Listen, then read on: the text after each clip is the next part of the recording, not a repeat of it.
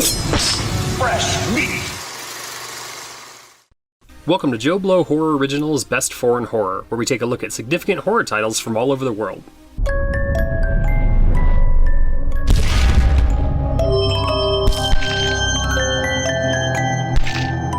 Today we're diving into a film that is part of one of my favorite film movements ever. Ozploitation is wacky, no-holds-barred filmmaking that can include over-the-top action, ghost stories, serial killers, and everything in between. Razorback takes cues from other monster genre films, but also has more than a little bit of American Werewolf in London sewn in. It has style for days and is one of the best introductions to Australian horror while mixing in plenty of 80s goodness to boot.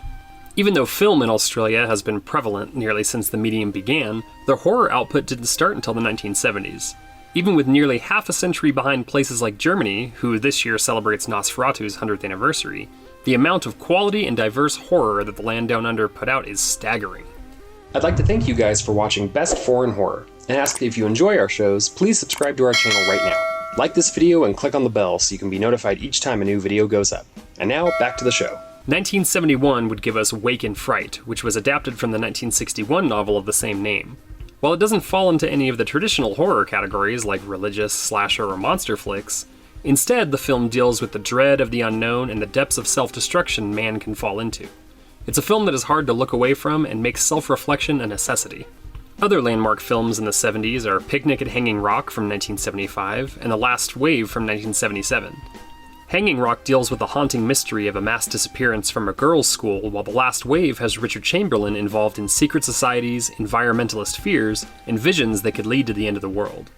Much like the earlier entry, Wake in Fright, neither of these movies have scares of the traditional kind, and instead leave you with a sense of dread or haunt you long after the films are over.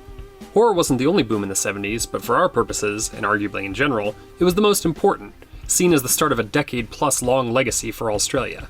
As the 70s were about to turn into the 80s, the country would turn towards ideas that were popular elsewhere in the world while still trying to make them their own.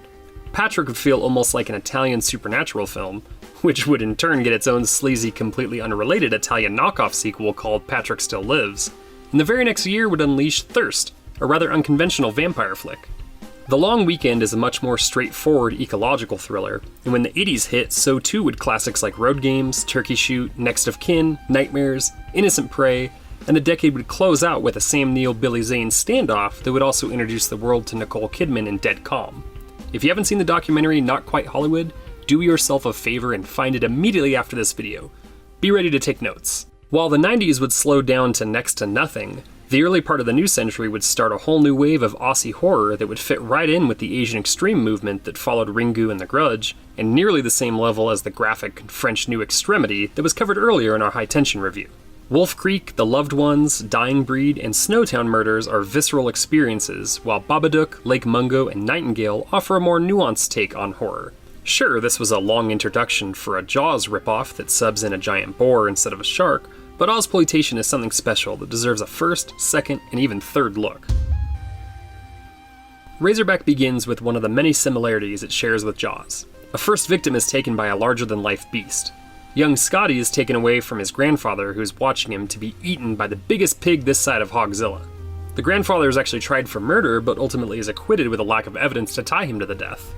We get three of the principal characters introduced here, with Jake Cullen, who is on trial, and the pesky Baker brothers, with one of them being a star witness against Jake's claims of a giant razorback being responsible for the death of his grandson. We cut to New York 2 years later with a wildlife reporter Beth and her soon-to-be husband Carl discussing if she should go to Australia to document the hunting of animals in the outback or not. She ends up going, and the movie shifts from Jaws to An American Werewolf in London, with nearly the entire town's population scorning her, and even an eerily similar part in a bar where everyone goes silent. She interviews Jake, who has now become somewhat of a Captain Ahab character, with the giant razorback being his white whale. Beth runs afoul of the Baker boys, who we get to realize are kind of the real villains of this movie. She heads off on her own, which is always a terrible idea. Beth ends up at the Baker brothers' illegal meatpacking factory and is caught filming them before she heads home. While driving back at night, the two brothers run Beth off the road and are about to rape her when the movie's biggest star, literally, interrupts them and they flee. Beth is less lucky and cannot escape being dinner for the creature. The movie does a great job instilling menace in the creature with never completely showing it and having the camera shake with its roar. The effects in this movie help make it a classic of the decade. While the tow truck guy doesn't see anything out of the norm, Jake knows his boar is back and goes to confront the bakers. It's here that we get one of the many fancy cutaways from scene to scene that the film employs. Russell Mulcahy was a music video creating genius, and he uses many of the techniques he learned there in the film to give it some real flair, but more on him and some fancy scenes later. They lie about what happened, and he goes off on his own to investigate. Carl comes to the country to find Beth, but is told only that she must have fallen down a mine shaft. No, really, they repeat it like 10 times. Not to be deterred, he goes first to see Jake, then to the bakers, who essentially lead him on a wild goose chase and leave him for dead. In between, we see more of the monster's power when it pulls a poor guy's house half apart. Carl flees on foot and hides Tremor style in a windmill tower for the night. It tumbles the next morning, but he's safe from the wild pigs as they won't go after him in water. He walks the Australian outback, which is a visual feast for us, again showing off the director and cinematographer's eyes before he hallucinates and finally finds himself at the home of Sarah Cameron, who's enjoying a shower outside. He faints, as we all would, and wakes up to the next overt Werewolf in London reference with Sarah turning around with a horrifying pig mask in a quick-cut dream. Sarah nurses Carl back to health and explains Jake's hatred for the beast. Jake goes off to find the beast once more and catches up to it at a waterhole where he gets it with the tracking dart finally. He also uncovers Beth's ring in its waist. Carl finally knows the truth and has a skin in the game to take out the monster. When Jake goes to trap it, he is instead ambushed by the awful Baker brothers who injure his legs and leave him to be eaten after they realize their lives will be found out.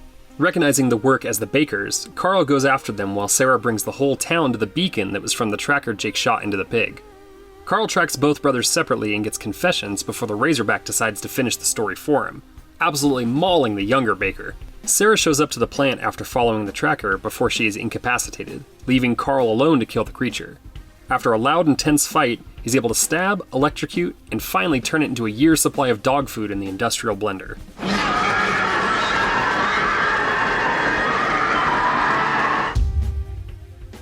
This movie really has no down parts and is an entertaining visual feast, but for me, there are 3 standout scenes. The first is quite honestly the opening scene.